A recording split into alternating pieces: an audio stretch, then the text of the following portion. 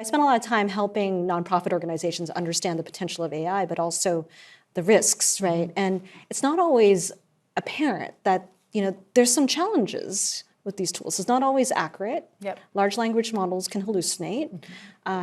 Depending on the data you provided, there could be bias.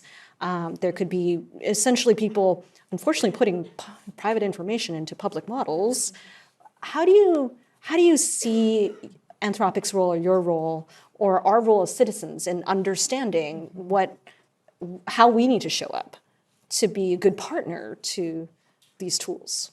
Yeah, I think I have sort of a short-term answer, which is what do we do with kind of what is available to us today, and then kind of a more speculative, kind of long-term answer.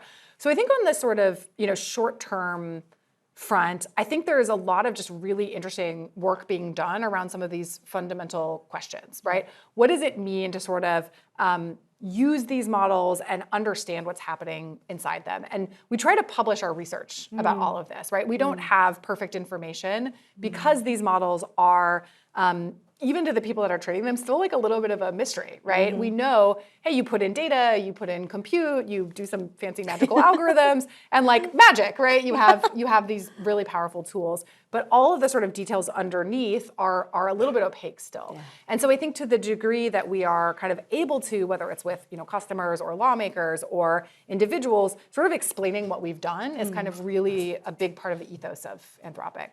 In the longer term, I sort of particularly want to click into a research team at Anthropic in the area of mechanistic interpretability, which is an area that again, one of my other co-founders sort of pioneered, first at Google actually, and then at OpenAI, and now at Anthropic. And really, the best way to think of mechanistic interpretability is almost as the equivalent of neuroscience and what neuroscientists do to the human brain, what mechanistic interpretability experts do to neural networks. And so really thinking about, when these sort of neural networks are producing outputs, we don't know what's happening, right? Just like when humans are sort of thinking, I think this thing about this person, why do I think that, right? If we could actually go in and say, what are the literal neurons that are firing that are causing the model to think this or do this? And are there combinations that are maybe problematic that are firing together, right? And so even if you can sort of train it out of the model at the end, it would be much better if we saw, are there kind of problematic things or positive things, right, happening in the model that we would want to adjust?